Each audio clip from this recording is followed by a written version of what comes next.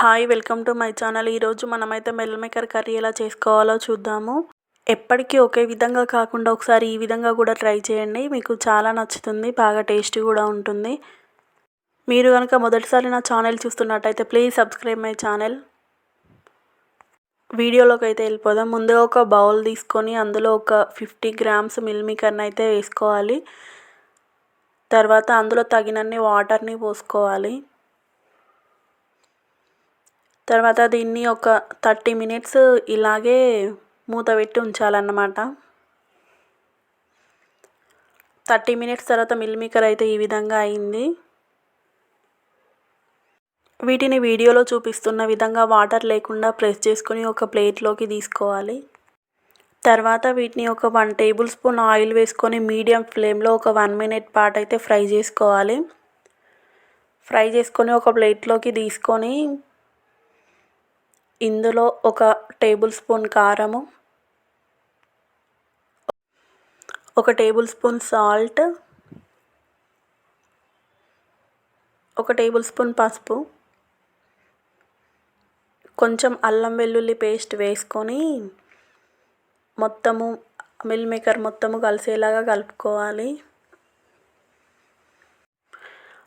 ఈ విధంగా కలుపుకున్న మిల్ మేకర్లను కొద్దిసేపు పక్కకు పెట్టుకొని ఇప్పుడు స్టవ్ వెలిగించుకొని ప్యాన్ పెట్టుకొని అందులో ప్యాన్ కొంచెం హీట్ అయిన తర్వాత 2 టేబుల్ స్పూన్ ఆయిల్ వేసుకోండి.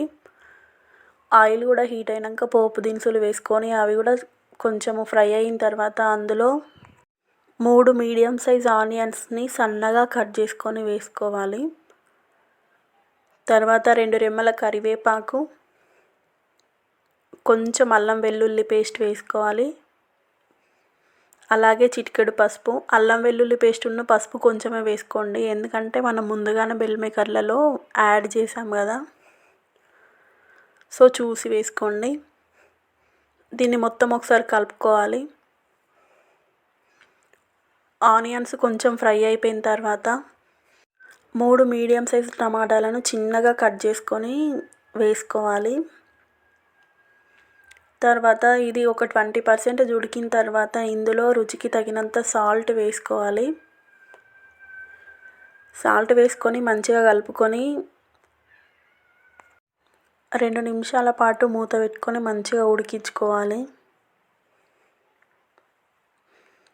తర్వాత మనకు కర్రీ అయితే ఇలాగ అయిపోతుంది. టమాటా మంచిగా ఉడికిపోతుంది.